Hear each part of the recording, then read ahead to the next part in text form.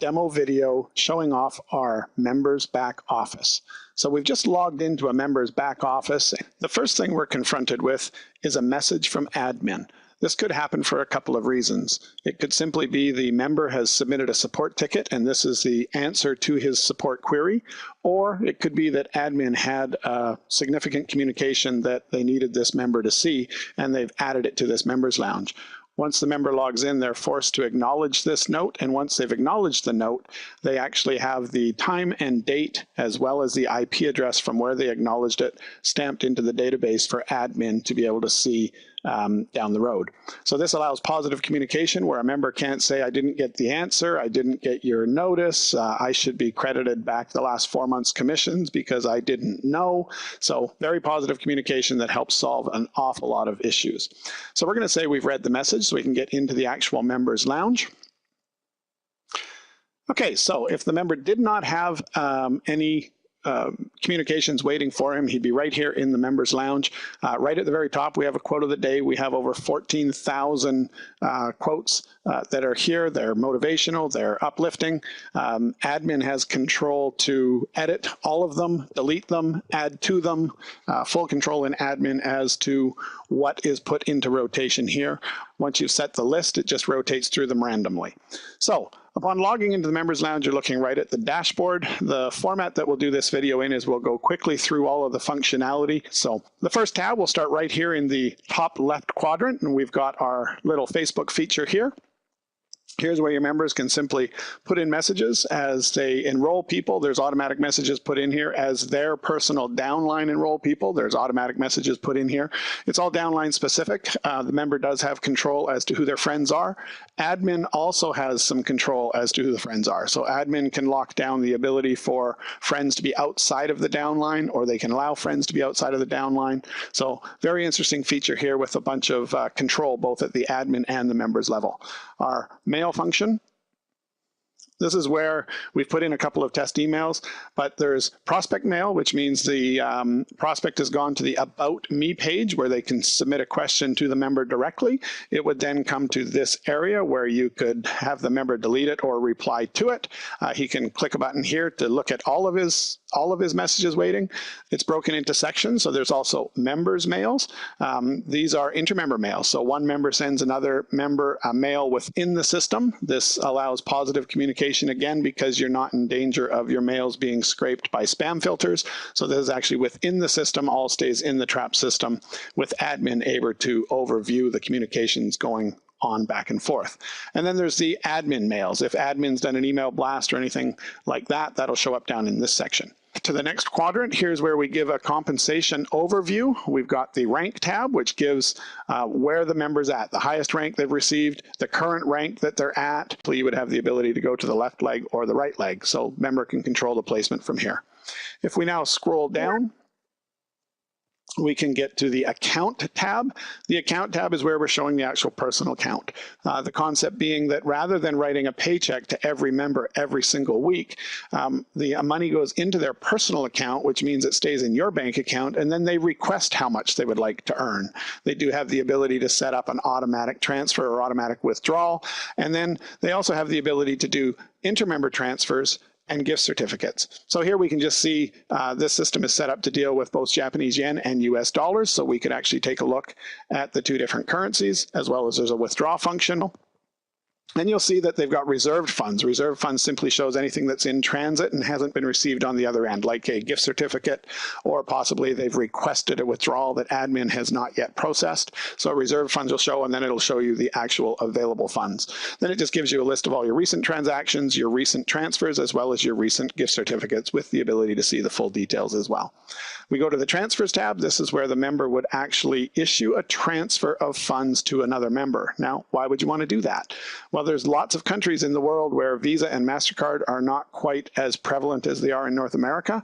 So you end up with leaders needing to sign people up in other ways. Well, a transfer allows you to transfer some of your money to another member. Maybe they're your friend, they live next door, they give you some cash, you transfer the money to them.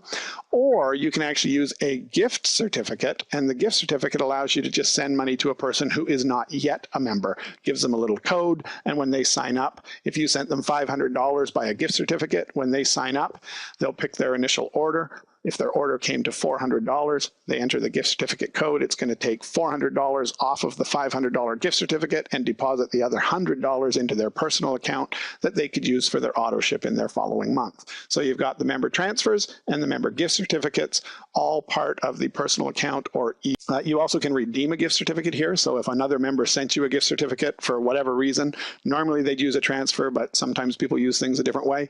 You would just enter the code here and it would deposit the money to your account immediately.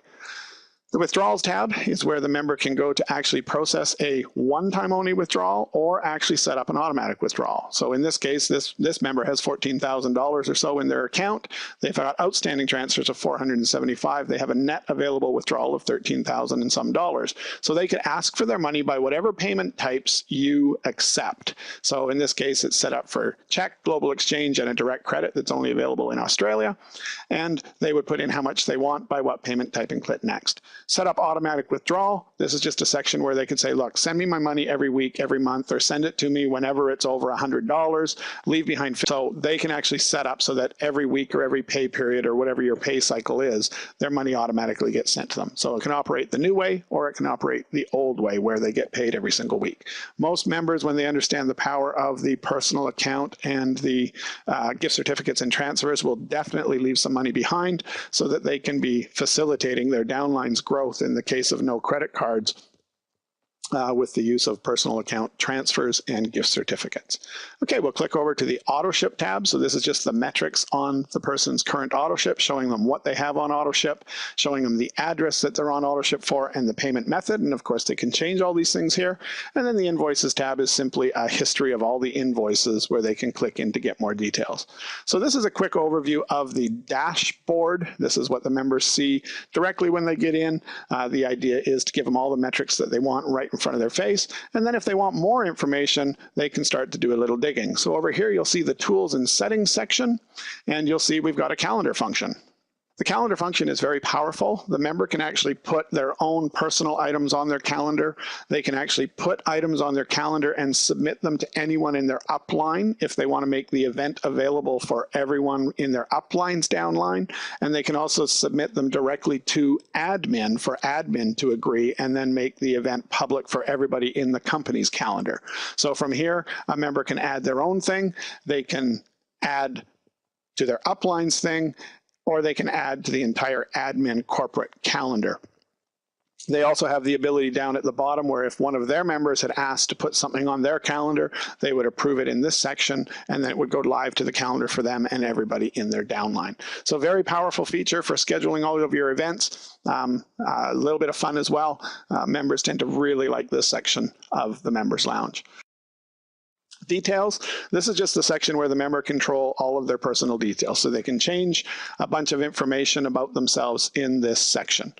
They can add addresses. Again, we have a very advanced address function where we can track all their addresses. Very often, members tend to use their auto ship to prospect people. So they'll come in and change their address and send their auto ship to their grandmother in New York when they live in Los Angeles versus receiving the auto ship and then resending it and paying freight twice. So the problem with that is members seem to be very terrible at getting their own address or any other address entered into the system correctly. So once you've got an address that is confirmed working, it's better to have that remain in the system, and then the member can actually just swap between addresses. So they can add a new address of their grandma, they can swap that with their shipping address, and then they can just swap right back to their own address. It eliminates a bunch of data entry errors, which of course saves you money because you have less packages coming back because they couldn't be delivered due to invalid addresses. And website, this is actually where the member sets up their About Me page. So they can upload their photo, they can input their story. They can also decide that they don't want to have an About Me link. So they can actually turn off the About Me link from their replicated website if for some reason they don't want people learning about them or contacting them. They also have the ability to decide what is displayed on the genealogy report. So they can actually say, I don't want my name to show up on the genealogy report. They uncheck a button and now they've got full privacy in the genealogy report. Same goes for their phone number. These settings are overridden if admin has decided that they aren't going to show them anyways. So these will only show up to be added or subtracted based upon admin having them enabled in the first place. Member can fill in their name, location, phone, fax, email. The display area over here controls the macros that you may or may not choose to use in your website design. So if you've enabled the macros somewhere in your public website, this is where the member can decide if they actually want their details shown or not shown if you've enabled the macros to display everyone's information. We really recommend being careful about displaying a lot of personal details. Members tend to love the idea of displaying personal details, but the more information you give, especially if you ever show an email address. Email address, first name, last name, and phone number are very, very valuable data. And if you're showing it on your home page, that can be scraped by a robot and sold to a list broker. So even though you'll get pressure from your members that it's so cool and it should show who they are and everyone will be happy about that, it's actually not a good idea. Our About Me page handles it in a better way. You also can have them put in their Twitter URL, Facebook URL, LinkedIn URL, as well as in here they can set their default language. So if you've got your website in a number of different languages, your member can decide what language they would like to have as a default language. So when someone comes to their replicated website, they will see the default language picked here versus the default language of the company, which may be English or Japanese, depending on where your company is. And then down here is where they would write their story for everybody to learn a little bit about them. So let's go back up, and now we will take a look at recognition. Recognition ties into some recognition reports. This is where your member can upload their photo and upload their little message that they would like to have shown off to the world. This all goes to an approval section in admin, so you make sure that the photo is acceptable, you make sure that the message is acceptable, it's not someone trying to cross-sponsor for another company. This also can be set to have this photo and message show up on the leader listing report that we showed. So with the flick of a switch, you can make this become a hot link for anyone who's uploaded their photo and message and have it approved by admin, so that on the leader listing, someone can click on that hot link and see who the person is and read their story. So again, fun things for the members. We'll now take a look at the news feed. This is where you can control how you set up the news feed. So your member in this case controls what they want to have happen. So they can say, I want to see when I sponsor someone and show it in my news feed, and anyone that's their friends are going to see their news feed just like Facebook. So when I sponsor someone, I want it in my news feed. When I rank up, I want it in my news feed. And then you can also have an email sent anytime someone generates a news item about you. So this is some control that the member has. Admin also has some control about what's allowed and who's allowed to be friends and that kind of stuff. But the member has these controls as to how cluttered they want their news feed to be. Shorten URL is just a cute little tool. We've all heard of TinyURL and these services. This is just your own ability to pick from a whole bunch of different domain names, so your members can be shortening stuff for their Twitter accounts or for whatever else they may want to shorten stuff for. Or maybe they want to shorten something just because they want to hide the actual URL. You know, maybe they shorten their own replicated website so it doesn't say myamazingmlmcompany.com/Joe, but rather says twt.bz/2. So it's just a way to take a URL, make it much shorter, and also make it a bit more anonymous. Email options is where the member controls what kind of emails they wish to receive from others. So they can say, I am okay with getting a generic or an email blast from my upline. I'm okay with an individual email from my upline, so a person-to-person email. So I could say I don't want blasts because they're normally useless, but I'm more than happy when someone wants to personally connect with me in my upline. I do not want company emails because I'm just a customer. I just don't want to be bothered, whatever it may be, as well as whether they want the email to come to them from the About Me page. And this just controls what email they will see versus what email is ignored by them. Email downline, this is the email blaster where the member can actually send a blast to their entire downline. They can choose whether they want to send to distributors only or customers only or group. And then finally, the friends section. This is where a member can add friends, and depending on how they've done things, their personal sponsored would automatically be added as their friends if admin has allowed that. And then you can take people off your friends list. So now let's go into the shopping cart section. This is where your members can place a member order. If you were using the product download function, we also have a product download function. This allows you to sell PDFs or informational based items where once the member has paid for it, they would come to the product download section to actually download their digital items. Let's go look at the finances tab. So now let's look at the payment type section. Payment type section is where the member can enter in all of their data based upon the payment types that the company accepts. Credit card information will be stored at time of sign up, so they don't need to add another one, but this is where they would edit if they ever change their credit card, or they could add additional cards to this section. Any payment types that the company allows are going to be shown right here, and based upon the particular payment type that is selected, the data fields will automatically adjust themselves so the member can enter the appropriate data to be paid or to pay by that particular payment type. So let's go look at the viewers, because I know you guys were curious about the viewers. We've got a whole bunch of different ones. The coolest one is the one called Placement Viewer New, but let's just have a quick look at Viewer Sponsor to start. So if you look at Viewer Sponsor, this is a file generated thing. So again, we give you a whole bunch of different viewers. You determine which ones you want to use and which ones you want to do. The advantage of this viewer is it's hyper fast. So for a guy to go digging down a downline with the little plus buttons, you can dig through a downline real fast with this one. Okay, so it's meant, this one's most often used in unilevels where you get ridiculous width, where a graphical interface is not so convenient. This is one style of viewer. Now if we go look at the viewer binary, this is a tournament style binary viewer. And this one has some functionalities in it. You'll see the little I button where if it's a personally enrolled guy, you click that, you see his personal information. The little @ button is where you click to actually send this particular member an inter-member email. And the P button is where you click to set the placement of the next personally sponsored you do to be under this guy. Okay, so tournament style, a bit of information. A little bit older style viewer, again, seems to be one of our most favorite for binaries, which always blows me away because it's not really pretty, but it's very functional. So then we can look at the placement viewer, okay? And you'll see that what you're looking at there, you can actually grab anywhere on the screen and drag it around.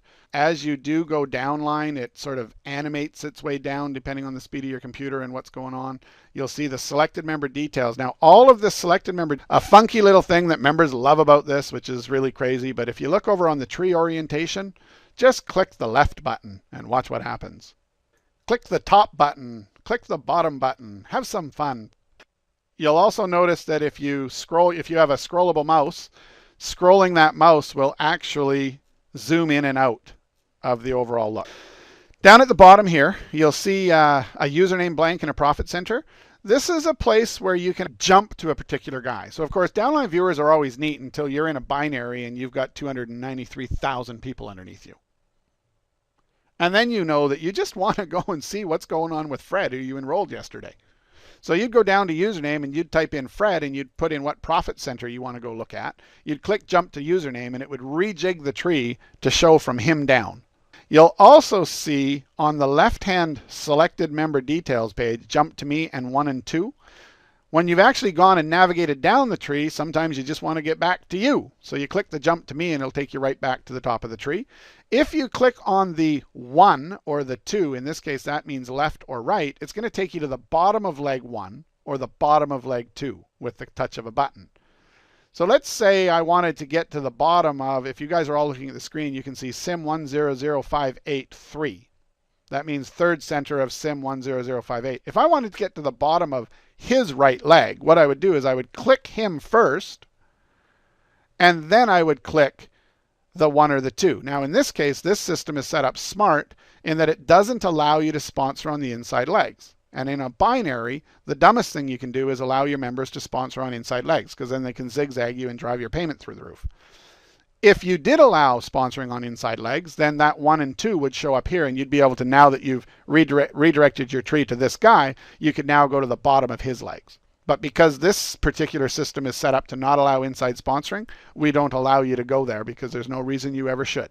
It's cool, it's fun, very functional. Members love it. You know, they spend all day changing it from left to top to bottom, going woohoo. Great, because the reality is any member who's really actively working his business is seldom, if ever, looking at his downline viewer anyways, because he's too busy making money and building his team. However, your newbies love to play with fluff. So there's your fluff. Okay, so now you'll notice that these have been opening new windows, so you can close those new windows to get back to where we were. And when you get back to where we were, we can look at genealogy. Now, genealogy is a non-real-time report because it's actually impossible without crushing your server when you're a big company to do a real-time genealogy report. And the reason for that is a genealogy report. This is old school, okay? Meaning that if you know how to use this report, you could actually draw your downline on paper just by having this report. As a result, if you're in the middle of the tree somewhere, for the system to be able to display this genealogy report, it needs to actually generate the entire downline before it can display your little piece. So that means whether you're trying to look at 4 members or 4,000 members, the system would have to generate the genealogy for the whole 200,000 members. So as a result of that, it's not feasible to have a genealogy report in real time. The graphical viewers are all real time because they're just ever asking for the next 5 people, the next 5 people. But in this case, you can't have your genealogy. So this report updates every night with housekeeping. In the members, we restrict a bunch of these columns. Genealogy personally sponsored, we don't need to click on that. It's the exact same report, but showing the personally sponsored organized tree instead of the placement organized tree. Okay, so the next thing we're going to show you is the support section. This is where the member comes if they do have a problem. They can submit a ticket. This is where they just come in and they put in the particular problem. They pick the category. Categories are all configurable by admin, so you can put as many categories in as you want. They ask their question. They can upload any supporting documentation, and this will submit the ticket to the help desk system. They can go and take a look at their existing tickets on their My Ticket link. Right now there isn't any tickets, and so there's a convenient link to the submit a ticket. Promotional tips. This is just a little place that we give a little bit of information like where their website is, the ability to bookmark it. Because our system is very secure and uses a security GUID, if they just bookmark from going to their website, it'll bookmark the wrong thing. So this is where we give them a little tool that they can click a button and it will appropriately bookmark their site for them when they want to come back later. IRS form W-9, this is just where they can get the W-9 that they need to submit to the company if you're a US company. If you're not a US company, you can just disable this link.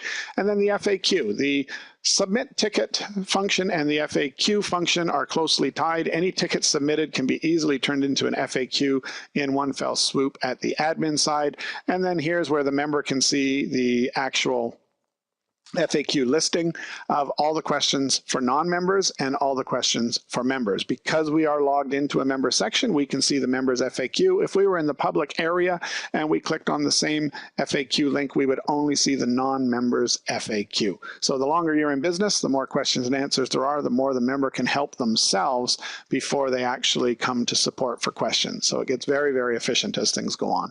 We give you a little placeholder link for terms and conditions. This one isn't populated, but you could actually have your terms and conditions duplicated here so that a member can come and refer back to them. The terms and conditions are accepted at the time that they sign up, so they are seeing them during sign up. They are agreeing to them. This is just a place where you could also